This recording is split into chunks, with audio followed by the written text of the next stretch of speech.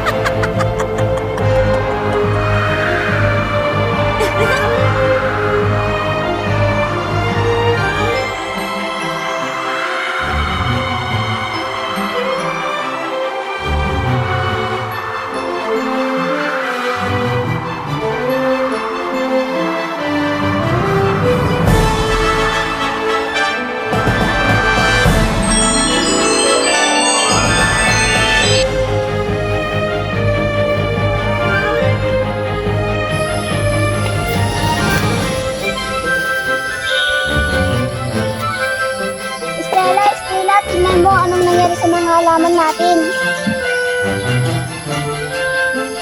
Isa lang ang alam ko may kagagawa nito. Sino? Walang iba kundi si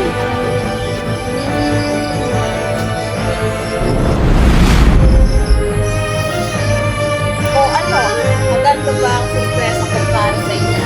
Sinasabi ko na nga ba eh. Dapat lang naman yun sa inyo dahil lagi nyo na lang akong pinagtutulungan. Sa ganun yun, Venus. Anong hindi? Bata pa lang tayo, lagi na kayong magkasama. Lagi na lang ako nasa likod. Ano, hindi ako napapansin? Pero hindi sapat na dahilan yun para gawin mo yun sa mga halaman at sa kalikasan. Dapat lang yun sa inyo para magtanda kayo. Ano naman kung gaano kahalaga yung mga halaman sa amin, hindi ba?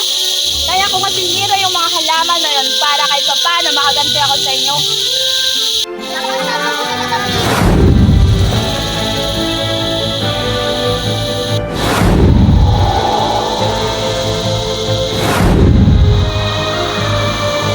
Kaparisahan sa ginawa mo sa kalikasan, ipapatapon ka namin sa mundo ng mga buktan. Huwag naman.